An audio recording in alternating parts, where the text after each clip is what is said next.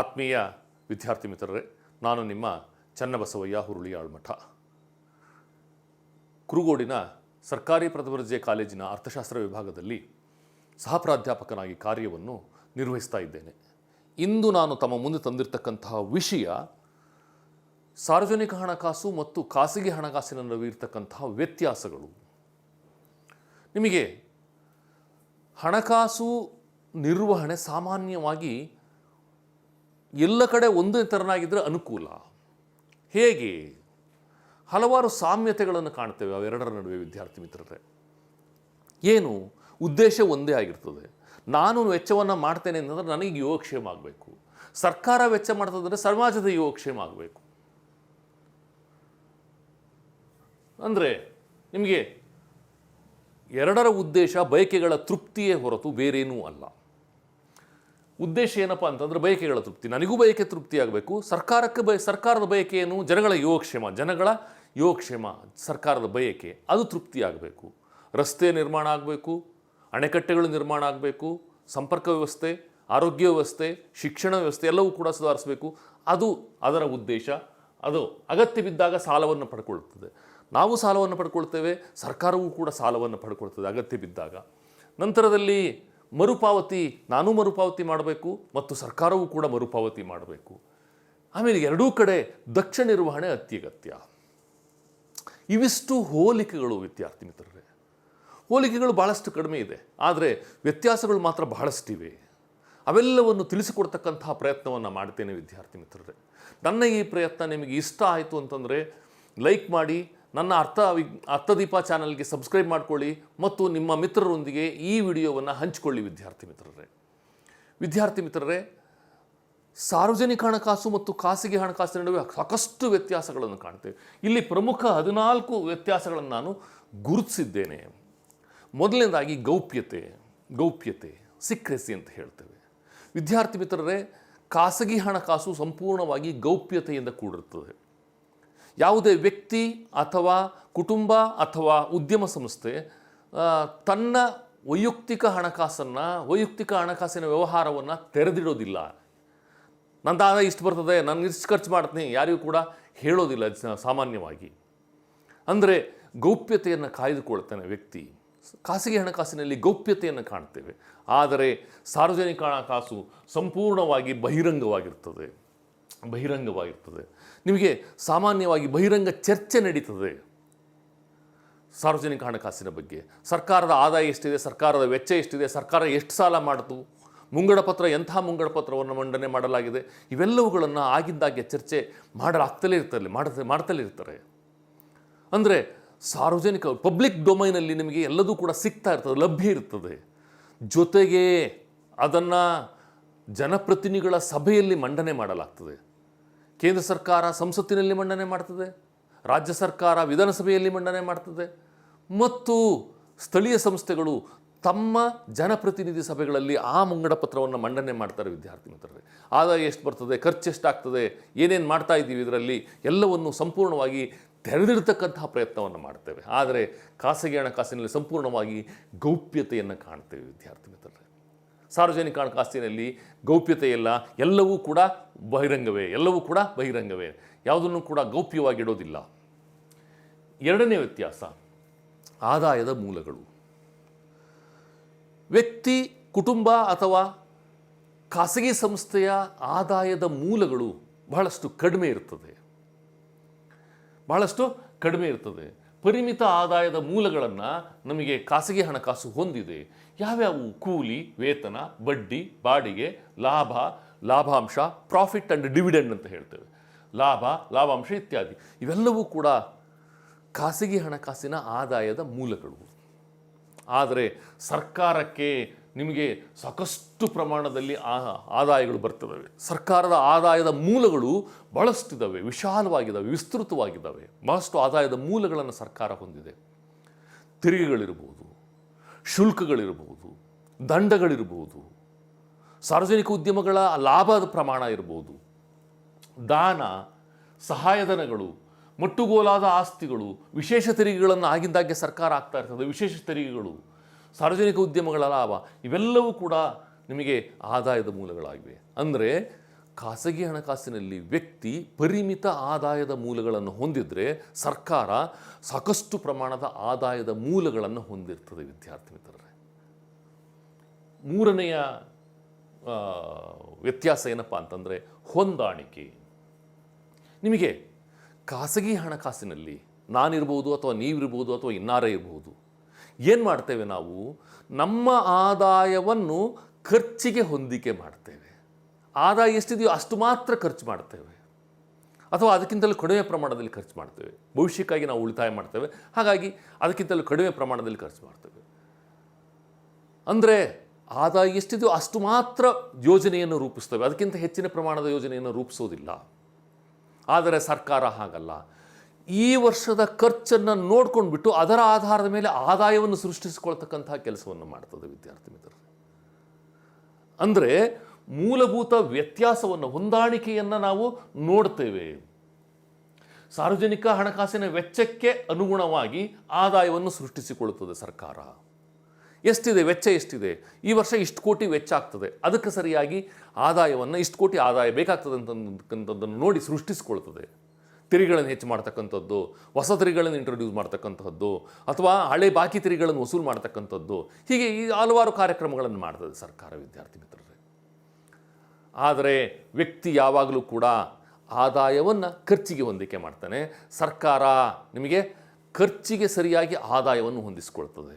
ಅಂದರೆ ನಾವೇನು ಮಾಡ್ತೇವೆ, ಹಾಸಿಗೆ ಇದ್ದಷ್ಟು ಕಾಲು ಚಾಚ್ತೇವೆ, ಹಾಸಿಗೆ ಇದ್ದಷ್ಟು ಕಾಲು ಚಾಚುವಂತಕ್ಕಂಥದ್ದನ್ನು ಪಾಲನೆ ಮಾಡ್ತೇವೆ.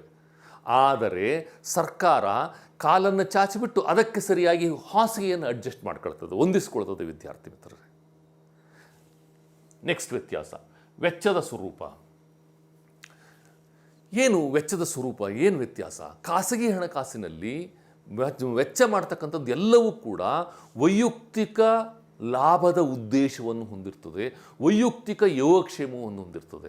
ನಾನು ಖರ್ಚು ಮಾಡ್ತೇನೆ ಅಂತಂದರೆ ನನ್ನ ಯೋಗಕ್ಷೇಮಕ್ಕಾಗಿ ವೆಚ್ಚ ಮಾಡ್ತೇನೆ ಹೊರತು ಸಮಾಜ ಅಥವಾ ಇತರರ ಯೋಗಕ್ಷೇಮಕ್ಕೆ ವೆಚ್ಚ ಮಾಡೋದಿಲ್ಲ.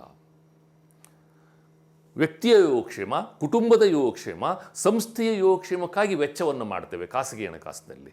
ಆದರೆ ಸರ್ಕಾರ ಹಾಗಲ್ಲ ವಿದ್ಯಾರ್ಥಿ ಮಿತ್ರರೇ. ನೋಡಿ, ವ್ಯಕ್ತಿಗಳು, ಕುಟುಂಬ, ಸಂಸ್ಥೆ ವೈಯಕ್ತಿಕ ಅಗತ್ಯ, ಕುಟುಂಬದ ನಿರ್ವಹಣೆ, ತಮ್ಮ ಭವಿಷ್ಯಕ್ಕಾಗಿ ವೆಚ್ಚವನ್ನು ಮಾಡ್ತಾರೆ. ಆದರೆ ಸಾರ್ವಜನಿಕ ಹಣಕಾಸಿನಲ್ಲಿ ಸರ್ಕಾರಗಳು ರಸ್ತೆ ನಿರ್ಮಾಣ, ಅಣೆಕಟ್ಟೆ ನಿರ್ಮಾಣ, ಶಿಕ್ಷಣ, ಆರೋಗ್ಯ, ರಕ್ಷಣೆ, ಕಾನೂನು ಮತ್ತು ಸುವ್ಯವಸ್ಥೆ, ಸಾರ್ವಜನಿಕ ಭದ್ರತೆಗಳಿಗಾಗಿ ಸಾಕಷ್ಟು ಪ್ರಮಾಣದಲ್ಲಿ ವೆಚ್ಚವನ್ನು ಮಾಡ್ತವೆ. ಅಂದರೆ ಜನಗಳಿಗಾಗಿ ವೆಚ್ಚವನ್ನು ಸರ್ಕಾರಗಳು ಮಾಡ್ತವೆ, ವ್ಯಕ್ತಿಗಳು ತಮಗಾಗಿ ವೆಚ್ಚವನ್ನು ಮಾಡ್ತಾರೆ. ಅಂದರೆ ವೆಚ್ಚದ ಸ್ವರೂಪದಲ್ಲಿ ಬದಲಾವಣೆಯನ್ನು ಕಾಣ್ತೇವೆ. ಮುಂಗಡ ಪತ್ರದ ಸ್ವರೂಪ ನಾನು ಈಗಾಗಲೇ ಹಲವಾರು ವಿಡಿಯೋಗಳಲ್ಲಿ ನಿಮಗೆ ತಿಳಿಸಿಕೊಟ್ಟಿದ್ದೇನೆ ವಿದ್ಯಾರ್ಥಿ ಮಿತ್ರರೇ. ಮುಂಗಡ ಪತ್ರದಲ್ಲಿ 3 ರೀತಿಯ ಮುಂಗಡ ಪತ್ರಗಳನ್ನು ನಾವು ನೋಡ್ತೇವೆ. ಯಾವ್ಯಾವು? ಉಳಿತಾಯ ಮುಂಗಡ ಪತ್ರ, ಕೊರತೆ ಮುಂಗಡ ಪತ್ರ ಮತ್ತು ಸಮತೋಲನ ಮುಂಗಡ ಪತ್ರ ಅಂತ ಹೇಳ್ತೇವೆ. Deficit budget, surplus budget and balanced budget ಅಂತ ಹೇಳ್ತೇವೆ. ವ್ಯಕ್ತಿಗಳು ಖಾಸಗಿ ಹಣಕಾಸಿನಲ್ಲಿ ಸಾಮಾನ್ಯವಾಗಿ ವ್ಯಕ್ತಿಗಳು, ಕುಟುಂಬ, ಸಂಸ್ಥೆಗಳು ಉಳಿತಾಯ ಮುಂಗಡ ಪತ್ರವನ್ನು ಹೊಂದಲಿಕ್ಕೆ ಪ್ರಯತ್ನವನ್ನು ಪಡ್ತವೆ. ಅಂದರೆ ಭವಿಷ್ಯದ ಉದ್ದೇಶಕ್ಕಾಗಿ ಉಳಿತಾಯವನ್ನು ಮಾಡ್ತವೆ ವಿದ್ಯಾರ್ಥಿ ಮಿತ್ರರೇ. ಆದರೆ ಸರ್ಕಾರ, ಇಂದಿನ ಆಧುನಿಕ ಸರ್ಕಾರಗಳೆಲ್ಲವೂ ಕೂಡ ಕಲ್ಯಾಣ ರಾಷ್ಟ್ರಗಳು ಅಂತ ಕರಿತೇವೆ ನಾವು, ವೆಲ್ಫೇರ್ ಸ್ಟೇಟ್ಸ್ ಅಂತ ಹೇಳ್ತೇವೆ ನಾವು ಇಂದಿನ ರಾಷ್ಟ್ರಗಳನ್ನು. ಹಾಗಾಗಿ ಎಲ್ಲವೂ ಕೂಡ ಕೊರತೆಯ ಮುಂಗಡ ಪತ್ರವನ್ನು ಅನುಸರಣೆ ಮಾಡ್ತವೆ. ಅಂದರೆ ಮುಂಗಡ ಪತ್ರ ಸ್ವರೂಪದಲ್ಲೂ ಕೂಡ ಬದಲಾವಣೆಯನ್ನು ಕಾಣ್ತೇವೆ ವಿದ್ಯಾರ್ಥಿ ಮಿತ್ರರೇ. ನಾವು ಖಾಸಗಿ ಹಣಕಾಸಿನಲ್ಲಿ ಉಳಿತಾಯ ಮುಂಗಡ ಪತ್ರವನ್ನು ಕಾಣ್ತೇವೆ, ಸಾರ್ವಜನಿಕ ಹಣಕಾಸಿನಲ್ಲಿ ಕೊರತೆ ಮುಂಗಡ ಪತ್ರವನ್ನು ಕಾಣ್ತೇವೆ ವಿದ್ಯಾರ್ಥಿ ಮಿತ್ರರೇ. ನೆಕ್ಸ್ಟ್ ವ್ಯತ್ಯಾಸ, ಸಾಲ ಪಡೆಯುವ ಸಾಮರ್ಥ್ಯ. ನಿಮಗೆ ಸಾಲ ಪಡೆಯತಕ್ಕಂಥ ಸಾಮರ್ಥ್ಯ ವ್ಯಕ್ತಿ, ಕುಟುಂಬ ಅಥವಾ ಸಂಸ್ಥೆಗಳಿಗೆ ಕಡಿಮೆ ಇರ್ತದೆ. ನಿಮಗೆ ವ್ಯಕ್ತಿಗಳ ಸಾಲ ಪಡಿತಕ್ಕಂಥ ಸಾಮರ್ಥ್ಯ ಬಹಳಷ್ಟು ಸೀಮಿತವಾಗಿರ್ತದೆ. ನಾನಿರ್ಬೋದು, ನೀವಿರ್ಬೋದು, ಇನ್ನಾರ ಇರ್ಬೋದು. ಖಾಸಗಿ ವ್ಯಕ್ತಿಗಳ ಸಾಮರ್ಥ್ಯ ಭಾಳಷ್ಟು ಸೀಮಿತವಾಗಿರ್ತದೆ. ನಾನು ಎಲ್ಲಾದರೂ ಸಾಲ ಕೇಳಬೇಕಾದ್ರೆ 2 ಕೋಟಿ 3 ಕೋಟಿ ಸಾಲ ಕೇಳಿದೆ ಅಂತಂದ್ರೆ ಯಾರೂ ಕೂಡ ಕೊಡಲಿಕ್ಕೆ ತಯಾರಿರಲ್ಲ. ಯಾಕೆ ಅಂತಂದರೆ ನನ್ನ ಆಸ್ತಿಗಳ ಪ್ರಮಾಣ ಅಷ್ಟೊಂದಿಲ್ಲ. ಮೇಷ್ಟ್ರಾಗಿ ಕೆಲಸ ಮಾಡ್ತೀನಿ. ಮೇಷ್ಟ್ರ ಆದಾಯ ಎಷ್ಟಿರ್ತದೆ? ಅಷ್ಟೋ ಇಷ್ಟೋ ಇರ್ತದೆ, ಸಣ್ಣ ಪ್ರಮಾಣದಲ್ಲಿ ಇರ್ತದೆ. ಹಾಗಾಗಿ ಮೇಷ್ಟ್ರಿಗೆ 2 ಕೋಟಿ 3 ಕೋಟಿ ಸಾಲನ ಕೊಡಲ್ಲ. ಆದರೆ ಸರ್ಕಾರಕ್ಕೆ ನಿಮಗೆ ಅಪರಿಮಿತ ನಿಮಗೆ ಸಾಲ ಪಡೆಯುವ ಸಾಮರ್ಥ್ಯವಿದೆ, ಸಾಕಷ್ಟು ಪ್ರಮಾಣದ ಸಾಮರ್ಥ್ಯ ಇದೆ. ನಿಮಗೆ ಬ್ಯಾಂಕಿನಿಂದ ಪಡಿಬೋದು, ಕೇಂದ್ರ ಬ್ಯಾಂಕಿನಿಂದ ಪಡಿಬೋದು, ಸಾರ್ವಜನಿಕರಿಂದ ಪಡಿಬಹುದು, ಅಂತಾರಾಷ್ಟ್ರೀಯ ಸಂಸ್ಥೆಗಳಿಂದ ಪಡಿಬೋದು, ಎಲ್ಲಿ ಬೇಕಾದರೂ ಸಾಲ ಪಡೆಯಬಹುದು. ಆದರೆ ವ್ಯಕ್ತಿ, ಕುಟುಂಬಗಳ, ಖಾಸಗಿ ಸಂಸ್ಥೆಗಳ ಸಾಲ ಪಡೆಯುವ ಸಾಮರ್ಥ್ಯ ಭಾಳಷ್ಟು ಕಡಿಮೆ ಇರ್ತದೆ ಸರ್ಕಾರಗಳಿಗೆ ಹೋಲಿಸಿದಲ್ಲಿ. ವಿದ್ಯಾರ್ಥಿ ಮಿತ್ರರೇ, ಸರ್ಕಾರ ಸಾಕಷ್ಟು ಪ್ರಮಾಣದ ಸಾಮರ್ಥ್ಯವನ್ನು ಹೊಂದಿರ್ತದೆ. ವಿದ್ಯಾರ್ಥಿ ಮಿತ್ರರೇ ನೋಡಿ, ಸಾಲ ಪಡೆಯುವ ಕಡಿಮೆ ಇರ್ತದೆ. ಸಾರ್ವಜನಿಕ ಹಣಕಾಸಿನಲ್ಲಿ ಸರ್ಕಾರಗಳು ಸಾಲ ಪಡೆಯುವ ಸಾಮರ್ಥ್ಯ, ಅಗಾಧ ಸಾಮರ್ಥ್ಯವನ್ನು ಹೊಂದಿರ್ತವೆ ಸರ್ಕಾರಗಳು. ವಿದ್ಯಾರ್ಥಿ ಮಿತ್ರರೇ, ನಿರ್ಧಾರಗಳ ಪರಿಣಾಮ ಖಾಸಗಿ ಹಣಕಾಸಿನಲ್ಲಿ ತೆಗೆದುಕೊಳ್ತಕ್ಕಂತಹ ನಿರ್ಧಾರಗಳು, ನಾನು ಯಾವುದೋ ನಿರ್ಧಾರ ತೆಗೆದುಕೊಳ್ತೇನೆ, ಹೂಡಿಕೆ ಮಾಡಬೇಕು ಅಥವಾ ಉಳಿತಾಯ ಮಾಡಬೇಕು ಅಥವಾ ಖರ್ಚು ಮಾಡಬೇಕು, ಟಿ ವಿ ತೊಗೋಬೇಕು ಅಥವಾ ಫ್ರಿಡ್ಜ್ ತೊಗೋಬೇಕು ಅಥವಾ AC ತೊಗೋಬೇಕು, ಯಾವುದೋ ಒಂದು ನಿರ್ಧಾರವನ್ನು ಮಾಡ್ತೇನೆ. ವಿದ್ಯಾರ್ಥಿ ಮಿತ್ರರೇ, ಆ ನಿರ್ಧಾರದ ಪರಿಣಾಮ ಕೇವಲ ನನ್ನ ಕುಟುಂಬದ ಮೇಲೆ ಮಾತ್ರ ಆಗ್ತದೆ.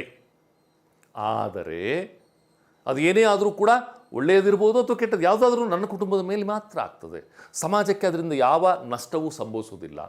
ಆದರೆ ಸರ್ಕಾರ ಮಾಡ್ತಕ್ಕಂತಹ ನಿರ್ಧಾರಗಳ ಆಧಾರದ ಮೇಲೆ ನಿಮಗೆ ಅರ್ಥವ್ಯವಸ್ಥೆಯೇ ನಿಂತಿದೆ. ಅರ್ಥವ್ಯವಸ್ಥೆಯಲ್ಲಿ ಬೆಲೆಗಳು ಅದರ ಮೇಲೆ ನಿಂತಿದ್ದಾವೆ. ಸರ್ಕಾರದ ನಿರ್ಧಾರದ ಮೇಲೆ ಉತ್ಪಾದನೆಯ ಮೇಲೆ ಪ್ರಭಾವವನ್ನು ಬೀರುತ್ತದೆ, ಬೆಳೆಯ ಮೇಲೆ ಪ್ರಭಾವವನ್ನು ಬೀರುತ್ತದೆ, ಉದ್ಯೋಗದ ಮೇಲೆ ಪ್ರಭಾವವನ್ನು ಬೀರುತ್ತದೆ, ರಾಷ್ಟ್ರೀಯ ಆದಾಯದ ಮೇಲೆ ಪ್ರಭಾವವನ್ನು ಬೀರುತ್ತದೆ, ಕೂಲಿಯ ಮೇಲೆ ಪ್ರಭಾವವನ್ನು ಬೀರುತ್ತದೆ. ಎಲ್ಲದರ ಮೇಲೆ ಯಾವುದರೂ ಸರ್ಕಾರ ತೆಗೆದುಕೊಳ್ತಕ್ಕಂತಹ ನಿರ್ಧಾರ ಅವುಗಳ ಮೇಲೆ ಪ್ರಭಾವವನ್ನು ಬೀರ್ತದೆ. ಹೊಣೆಗಾರಿಕೆ, ಈಗ ಖಾಸಗಿ ಹಣಕಾಸಿನಲ್ಲಿ ಹಣಕಾಸಿನ ನಿರ್ವಹಣೆಯ ಹೊಣೆಗಾರಿಕೆ ಸಂಪೂರ್ಣವಾಗಿ ನಂದೇನೆ. ನನ್ನ ಮನೆಯಲ್ಲಿ ನಾನೇ ಮಾಡ್ತೇನೆ. ಏನೇ ಆಗು ಹೋಗುಗಳಾದರೂ ನಾನು ಯಾರಿಗೂ ಹೇಳಬೇಕಾಗಿಲ್ಲ. ನನಗೆ ಯಾವುದೇ ಹೊಣೆಗಾರಿಕೆ ಇಲ್ಲ. ಅವ್ರಿಗೆ ಎಕ್ಸ್ಪ್ಲೇನ್ ಮಾಡಬೇಕು, ಇವ್ರಿಗೆ ಎಕ್ಸ್ಪ್ಲೇನ್ ಮಾಡಬೇಕು ಅನ್ನೋದೇನಿಲ್ಲ ನನಗೆ. ಆದರೆ ಸರ್ಕಾರಕ್ಕೆ ಹಾಗಲ್ಲ, ಸಾರ್ವಜನಿಕ ಹಣಕಾಸಿಗೆ ಹಾಗಲ್ಲ. ನಿಮಗೆ ಅದಕ್ಕೆ ಹೊಣೆಗಾರಿಕೆ ಇರ್ತದೆ. ಜನಪ್ರತಿನಿಧಿಗಳ ಸಭೆಗೆ ನೀವು ಒಪ್ಪಿಸ್ಬೇಕಾಗ್ತದೆ. ನಾವು ಇಷ್ಟು ಖರ್ಚು ಮಾಡಿದ್ದೀವಿ, ಇಷ್ಟು ಆದಾಯ ಬರ್ತದೆ, ಹೀಗೆ ಮಾಡಿದ್ದೀವಿ ಒಪ್ಪಿಸ್ಬೇಕಾಗ್ತದೆ. ಜೊತೆಗೆ ನಿಮಗೆ ಲೆಕ್ಕ ಪರಿಶೋಧನಾ ಸಂಸ್ಥೆಗಳಿರ್ತವೆ. ಆ ಲೆಕ್ಕ ಪರಿಶೋಧನಾ ಸಂಸ್ಥೆ ನೀವು ಮಾಡಿರ್ತಕ್ಕಂತಹ ಲೆಕ್ಕವನ್ನು ನೋಡ್ತದೆ. ಸರ್ಕಾರಗಳು ಮಾಡಿರ್ತಕ್ಕಂತಹ ವೆಚ್ಚ ಇರ್ಬೋದು, ಆದಾಯ ಇರ್ಬೋದು, ಎಲ್ಲವನ್ನು ಕೂಡ ಪರಿಶೋಧನೆ ಮಾಡ್ತದೆ. ಆಡಿಟಿಂಗ್ ಅಂತ ಹೇಳ್ತೇವೆ.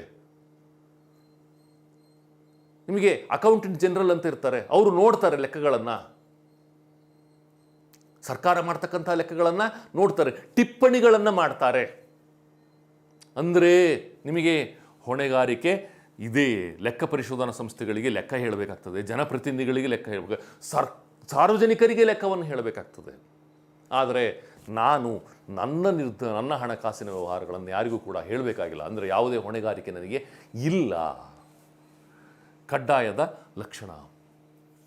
ಈಗ ನನ್ನ ಖರ್ಚು ಹೆಚ್ಚಾಗ್ತಾ ಇದೆ, ನಾನು ಆದಾಯ ಹೆಚ್ಚಿಸ್ಕೊಳ್ಳೋಣ. ಹೇಗೆ ಹೆಚ್ಚಿಸ್ಕೊಳ್ಳೋದ? ಸಾಧ್ಯ ಇಲ್ಲ, ಹೆಚ್ಚಿಸ್ಕೊಳ್ಳೋಕ್ಕೆ ಸಾಧ್ಯ ಇಲ್ಲ. ಕಡ್ಡಾಯವಾಗಿ ನಾನು ಹೆಚ್ಚಿಸ್ಕೊಳ್ಳೇಬೇಕು ಅಂತಂದು ಹೇಳಲಿಕ್ಕೆ, ನನಗೆ ಆದಾಯ ಹೆಚ್ಚಿಸಲೇಬೇಕು ಅಂತಂದು ಯಾರಿಗೂ ಹೇಳಲಿಕ್ಕೆ ಸಾಧ್ಯ ಇಲ್ಲ. ನನ್ನ ಸ್ಯಾಲ್ರಿ ಹೆಚ್ಚು ಮಾಡ್ರಿ ಅಂತ ನಾನು ಹೇಳಲಿಕ್ಕೆ, ಸರ್ಕಾರಕ್ಕೆ ಹೇಳಲಿಕ್ಕೆ ಸಾಧ್ಯ ಇಲ್ಲ. ನನಗೆ ಖರ್ಚು ಜಾಸ್ತಿ ಆಗ್ತೈತೆ, ಸ್ಯಾಲ್ರಿ ಜಾಸ್ತಿ ಮಾಡ್ರಿ ಅಂತ ಹೇಳೋ ಹಾಗಿಲ್ಲ. ವ್ಯಕ್ತಿಗಳು ಖಾಸಗಿ ಹಣಕಾಸಿನಲ್ಲಿ ನಿಮಗೆ ಕಡ್ಡಾಯದ ಲಕ್ಷಣವನ್ನು ಕಾಣೋದಿಲ್ಲ ನಾವು. ಆದರೆ ಸರ್ಕಾರದಲ್ಲಿ ನಿಮಗೆ ಬಲಪ್ರಯೋಗಕ್ಕೆ ಅವಕಾಶ ಇದೆ. ಸಾರ್ವಜನಿಕ ಹಣಕಾಸಿನಲ್ಲಿ ಸರ್ಕಾರ ಖರ್ಚು ಹೆಚ್ಚಾದಾಗ ಸರ್ಕಾರ ತೆರಿಗೆ ದರವನ್ನು ಹೆಚ್ಚಿಸ್ತದೆ, ಅಥವಾ ಹೊಸ ತೆರಿಗೆಗಳನ್ನು ಇಂಟ್ರೊಡ್ಯೂಸ್ ಮಾಡ್ತದೆ, ಅಥವಾ ನಾನು ತೆರಿಗೆ ಪಾವತಿಸಿಲ್ಲ ಅಂತ ಇಟ್ಕೊಳ್ಳಿ, ನನ್ನ ಮೇಲೆ ಕ್ರಮವನ್ನು ತೆಗೆದುಕೊಳ್ಳುತ್ತದೆ, ಕಾನೂನು ಕ್ರಮವನ್ನು ತೆಗೆದುಕೊಳ್ತದೆ, ನೋಟಿಸ್ ಕಳಿಸ್ತದೆ. ಇಲ್ಲ ನೋಟಿಸ್ ಕಳಿಸಿ ಅದಕ್ಕೆ ನಾನು ರೆಸ್ಪಾಂಡ್ ಮಾಡಲಿಲ್ಲ ಅಂತಂದರೆ ಕೃಷ್ಣನ ಜನ್ಮಸ್ಥಾನಕ್ಕೆ ಹೋಗಬೇಕಾಗ್ತದೆ. ಅಂದರೆ ಕಡ್ಡಾಯದ ಲಕ್ಷಣವನ್ನು ಕಾಣ್ತೇವೆ ಇಲ್ಲಿ ಸಾರ್ವಜನಿಕ ಹಣಕಾಸಿನಲ್ಲಿ. ಖಾಸಗಿ ಹಣಕಾಸಿನಂಥ ಕಡ್ಡಾಯದ ಲಕ್ಷಣವನ್ನು ನಾವು ನೋಡೋದಿಲ್ಲ ವಿದ್ಯಾರ್ಥಿ ಮಿತ್ರರೇ. ನೆಕ್ಸ್ಟು ನೈಸರ್ಗಿಕ ಸಂಪನ್ಮೂಲಗಳು. ನನಗೆ ಪಿತ್ರಾರ್ಜಿತವಾಗಿ ಒಂದಿಷ್ಟು ಭೂಮಿ ಬಂದಿದೆ, ಅದು ನನ್ನ ಆಸ್ತಿ, ಅದೇ ನನಗೆ ನೈಸರ್ಗಿಕ ಸಂಪನ್ಮೂಲ. ಅದನ್ನ ಬಿಟ್ಟರೆ ನನಗೆ ಯಾವುದೂ ಆಸ್ತಿ ಇಲ್ಲ. ಆದರೆ ಸರ್ಕಾರಕ್ಕೆ ಇಡೀ ರಾಷ್ಟ್ರದ ಆಸ್ತಿಗಳು ಸಲ್ತವೆ. ಅಂದರೆ ಪರಿಮಿತ ಸಂಪನ್ಮೂಲಗಳನ್ನು, ಪರಿಮಿತ ಆ್ಯಕ್ಸಸ್ಸನ್ನು ನಾನು ಹೊಂದಿದ್ದೇನೆ. ಪರಿಮಿತ ಆ್ಯಕ್ಸಸ್ ಅಂತ ಹೇಳ್ತೇವೆ ಇಂಗ್ಲೀಷಲ್ಲಿ ವಿದ್ಯಾರ್ಥಿ ಮಿತ್ರರೇ. ನೈಸರ್ಗಿಕ ಸಂಪನ್ಮೂಲಗಳು ನನಗೆ ಸ್ವಲ್ಪ ಪ್ರಮಾಣದಲ್ಲಿ ಲಭ್ಯವಾಗ್ತವೆ ವಿದ್ಯಾರ್ಥಿ ಮಿತ್ರರೇ. ಸರ್ಕಾರಕ್ಕೆ ಸಾಕಷ್ಟು ಪ್ರಮಾಣದಲ್ಲಿ ನೈಸರ್ಗಿಕ ಸಂಪನ್ಮೂಲಗಳು ಲಭ್ಯವಾಗ್ತವೆ ವಿದ್ಯಾರ್ಥಿ ಮಿತ್ರರೇ. ನೆಕ್ಸ್ಟು ಉದ್ದೇಶ. ನಿಮಗೆ ವ್ಯಕ್ತಿ, ಕುಟುಂಬ ಅಥವಾ ಸಂಸ್ಥೆಯ ಉದ್ದೇಶ ಸಂಪತ್ತಿನ ವೃದ್ಧಿಯಾಗಿರ್ತದೆ. ನಾನು ನನ್ನ ಸಂಪತ್ತನ್ನು ಹೆಚ್ಚಿಸಬೇಕು ಅಂದ್ಕೊಂಡಿರ್ತೇನೆ, ಹೆಚ್ಚು ಲಾಭ ಮಾಡಬೇಕು ಅಂದ್ಕೊಂಡಿರ್ತೇನೆ ಹೊರತು ಅದಕ್ಕೆ ಸಮಾಜಕ್ಕೆ ಅನುಕೂಲ ಆಗಬೇಕು ಅಂತಕ್ಕಂಥದ್ದು ಏನೋ ಉದ್ದೇಶವೂ ನನಗಿರೋದಿಲ್ಲ. ಆದರೆ ನಿಮಗೆ ಸರ್ಕಾರದ ಉದ್ದೇಶವೇ ಬೇರೆಯಾಗಿರ್ತದೆ, ಸಾರ್ವಜನಿಕ ಹಣಕಾಸಿನ ಉದ್ದೇಶವೇ ಬೇರೆ. ಏನು? ಸಮಾಜ ಕಲ್ಯಾಣ, ಸಾಮಾಜಿಕ ಭದ್ರತೆ, ಆರ್ಥಿಕಾಭಿವೃದ್ಧಿ, ಸಾರ್ವಜನಿಕ ಹಿತಾಸಕ್ತಿ. ರಸ್ತೆ ಮಾಡ್ತದೆ ಅಂತಂದರೂ ಯಾರಿಗೋ ಒಬ್ಬರಿಗೆ ಅನುಕೂಲ ಆಗಲಿ ಅಂತ ಮಾಡಲ್ಲ, ಇಡೀ ಸಮಾಜಕ್ಕೆ ಅನುಕೂಲ ಆಗಲಿ ಅಂತ ಮಾಡ್ತದೆ. ಅಣೆಕಟ್ಟೆ ಕಟ್ಟಿಸ್ತದೆ ಅಂದರೆ ಯಾರೋ ಒಬ್ಬರಿಗೆ ಅನುಕೂಲ ಆಗಲಿ ಅಂತ ಅಣೆಕಟ್ಟೆ ಕಟ್ಟಿಸಲ್ಲ, ಎಲ್ಲರಿಗೂ ಅನುಕೂಲ ಆಗಲಿ ಅಂತ ಅಣೆಕಟ್ಟೆ ಕಟ್ಟಿಸ್ತದೆ. ಹಾಸ್ಪಿಟ್ಲ್ ಕಟ್ಟಿಸ್ತದೆ ಅಂತಂದರೆ ಯಾರಿಗೂ ಒಬ್ಬರಿಗೆ ಅನುಕೂಲ ಆಗಲಿ ಅಂತ ಆಸ್ಪತ್ರೆ ಕಟ್ಟಿಸಲ್ಲ. ಶಾಲೆ ಕಟ್ಟಿಸ್ತದೆ ಅಂತಂದರೆ ಯಾರಿಗೂ ಒಬ್ಬರಿಗೆ ಅನುಕೂಲ ಆಗಲಿ ಅಂತ ಶಾಲೆ ಕಟ್ಟಿಸಲ್ಲ. ಸಮಾಜಕ್ಕೆ ಅನುಕೂಲವಾಗುವ ಉದ್ದೇಶದಿಂದ ಖರ್ಚುಗಳನ್ನು ಮಾಡ್ತದೆ. ಆದರೆ ನಾನು ಮಾಡಬೇಕಾದ್ರೆ ನನ್ನ ವೈಯಕ್ತಿಕ ಉದ್ದೇಶವನ್ನು ಅಷ್ಟೇ ನೋಡ್ತೇನೆ. ನನಗೆ ಲಾಭ ಆಗಬೇಕು, ನನಗೆ ಅನುಕೂಲ ಆಗಬೇಕು, ಹಾಗೆ ನೋಡಿಕೊಂಡು ವೆಚ್ಚಗಳನ್ನು ಮಾಡ್ತೇನೆ ವಿದ್ಯಾರ್ಥಿ ಮಿತ್ರರೇ. ಆಮೇಲೆ ಕಾರ್ಯವ್ಯಾಪ್ತಿ. ನನ್ನ ಹಣಕಾಸಿನ ಕಾರ್ಯವ್ಯಾಪ್ತಿ ನನ್ನ ಮನೆಗಷ್ಟೇ ಸೀಮಿತವಾಗಿದೆ. ಪರಿಮಿತ ವ್ಯಾಪ್ತಿಯನ್ನು ನನಗೆ ಕಾರ್ಯವ್ಯಾಪ್ತಿ ಇದೆ. ನಾನು ಹೊರಗಡೆ ಏನೂ ಮಾಡೋ ಹಾಗಿಲ್ಲ. ಅಂದರೆ ನನ್ನ ಹಣಕಾಸಿನ ಕಾರ್ಯವ್ಯಾಪ್ತಿ ನನ್ನ ಕುಟುಂಬ ಅಷ್ಟೇ, ಹೊರಗಡೆ ಸಂಬಂಧ ಇಲ್ಲ. ಆದರೆ ಸರ್ಕಾರದ ಹಣಕಾಸಿನ ಕಾರ್ಯವ್ಯಾಪ್ತಿ ಇಡೀ ದೇಶವನ್ನು ಒಳಗೊಂಡಿರ್ತದೆ. ಅಂದರೆ ಪರಿಮಿತ ಕಾರ್ಯವ್ಯಾಪ್ತಿಯನ್ನು ಖಾಸಗಿ ಹಣಕಾಸು ಹೊಂದಿದೆ. ನಿಮಗೆ ಸಾರ್ವಜನಿಕ ಹಣಕಾಸು ವಿಶಾಲವಾದ ವ್ಯಾಪ್ತಿಯನ್ನು, ದೇಶದಾದ್ಯಂತ ವ್ಯಾಪ್ತಿಯನ್ನು ಹೊಂದಿದೆ. ಅಪಾಯ ಸಹಿಸುವ ಸಾಮರ್ಥ್ಯ. ಏನಾದರೂ ಹಣಕಾಸಿನ ವ್ಯವಹಾರದಲ್ಲಿ ಹೆಚ್ಚು ಕಡಿಮೆ ಆದರೆ ತಲೆ ಮೇಲೆ ಚಪ್ಪಲಿ ಹೇಳ್ಕಂಡ ಅಂತ ಕರಿತೇವೆ ನಾವು ಕನ್ನಡದಲ್ಲಿ. ಅಂದರೆ ನಷ್ಟ ಸಂಭವಿಸಿದ್ರೂ ನಾನೇ ಹೊಣೆಗಾರ, ಲಾಭ ಬಂದರೂ ನಾನೇ ಹೊಣೆಗಾರ ಆಗಿರ್ತೀನಿ. ನನಗೆ ಅಪಾಯವನ್ನು ಎದುರಿಸ್ತಕ್ಕಂತಹ ಸಾಮರ್ಥ್ಯ ಬಹಳ ಕಡಿಮೆ ಇದೆ. ಆದರೆ ಸರ್ಕಾರಗಳಿಗೆ ಅಪಾಯವನ್ನು ಎದುರಿಸುವ ಸಾಮರ್ಥ್ಯ ಸಾಕಷ್ಟು ಇರ್ತದೆ, ದೊಡ್ಡ ಪ್ರಮಾಣದಲ್ಲಿರ್ತದೆ ವಿದ್ಯಾರ್ಥಿ ಮಿತ್ರರೇ. ಆಮೇಲೆ ಲಾಸ್ಟ್ ಒನ್ನು ದೀರ್ಘಾವಧಿಯ ಪರಿಗಣನೆ. ವಿದ್ಯಾರ್ಥಿ ಮಿತ್ರರೇ, ನಿಮಗೆ ಖಾಸಗಿ ಹಣಕಾಸಿನಲ್ಲಿ ನಾವು ವೆಚ್ಚವನ್ನು ಮಾಡಬೇಕಾದ್ರೆ ಅಲ್ಪಾವಧಿಯ ಆ ಕಾಲದ ದಿನಗಳನ್ನು ನೋಡ್ತೇವೆ, ಜೀವನವನ್ನು ನೋಡುತ್ತೇವೆ ವಿದ್ಯಾರ್ಥಿ ಮಿತ್ರರೇ. ಭವಿಷ್ಯತ್ತಿನ ಯೋಜನೆಗಳನ್ನು ಮಾಡೋದಿಲ್ಲ ನಾವು. ನಾನು ಹೂಡಿಕೆ ಮಾಡ್ತೇನೆ ಅಂತಂದರೆ 5 ವರ್ಷ 10 ವರ್ಷದೊಳಗೆ ನನಗೆ ಪ್ರತಿಫಲ ಬಂದ್ಬಿಡಬೇಕು, ಹಾಗಿರಬೇಕು ಅಂಥ ಕಡೆ ಹೂಡಿಕೆ ಮಾಡ್ತೇನೆ ವಿದ್ಯಾರ್ಥಿ ಮಿತ್ರರೇ. 20 ವರ್ಷ 30 ವರ್ಷ ಆದಮೇಲೆ ಪ್ರತಿಫಲ ಬರಂಗಿದ್ರೆ ನಾನು ಹೂಡಿಕೆ ಮಾಡಲಿಕ್ಕೆ ಹೋಗೋಲ್ಲ. ಖಾಸಗಿ ಹಣಕಾಸಿನಲ್ಲಿ ನಿಮಗೆ ಅಲ್ಪಾವಧಿಯ ಉದ್ದೇಶವನ್ನು ಕಾಣ್ತೇವೆ ಎಲ್ಲ ವ್ಯವಹಾರಗಳಿಗೂ ಕೂಡ. ಆದರೆ ಸರ್ಕಾರ ಮಾಡ್ತಕ್ಕಂತಹ ಖರ್ಚುಗಳಿಗೆ ಎಲ್ಲವೂ ಕೂಡ ದೀರ್ಘಾವಧಿಯ ಉದ್ದೇಶ ಇರ್ತದೆ. ಈಗ ಆಲಮಟ್ಟಿ ಅಣೆಕಟ್ಟೆಯನ್ನು ಕಟ್ಟಿಸ್ತು, ಬಹಳಷ್ಟು ಜನರಿಗೆ ಅನುಕೂಲ ಆಗ್ತದೆ, ತಲೆಮಾರುಗಳಿಗೆ ಅದು ಅನುಕೂಲವನ್ನು ಮಾಡಿಕೊಡ್ತದೆ. ಹೀಗೆ ವಿದ್ಯಾರ್ಥಿ ಮಿತ್ರರೇ, ಸಾರ್ವಜನಿಕ ಹಣಕಾಸು ಮತ್ತು ಖಾಸಗಿ ಹಣಕಾಸಿನ ನಡುವೆ ಸಾಕಷ್ಟು ವ್ಯತ್ಯಾಸಗಳನ್ನು ಕಾಣ್ತೇವೆ ವಿದ್ಯಾರ್ಥಿ ಮಿತ್ರರೇ. ನನ್ನ ಈ ಪ್ರಯತ್ನ ನಿಮಗೆ ಇಷ್ಟ ಆಯಿತು ಅಂತಂದರೆ ನನ್ನ ಈ ವಿಡಿಯೋವನ್ನು ಲೈಕ್ ಮಾಡಿ ಮತ್ತು ನಿಮ್ಮ ವಿದ್ಯಾರ್ಥಿ ಮಿತ್ರರೊಂದಿಗೆ ಶೇರ್ ಮಾಡಿಕೊಳ್ಳಿ. ಪ್ರಮುಖವಾಗಿ ನನ್ನ ಚಾನಲ್ಗೆ ಸಬ್ಸ್ಕ್ರೈಬ್ ಮಾಡೋದನ್ನು ಮರೆಯಬೇಡಿ ವಿದ್ಯಾರ್ಥಿ ಮಿತ್ರರೇ. ನಮಸ್ಕಾರ, ಧನ್ಯವಾದಗಳು.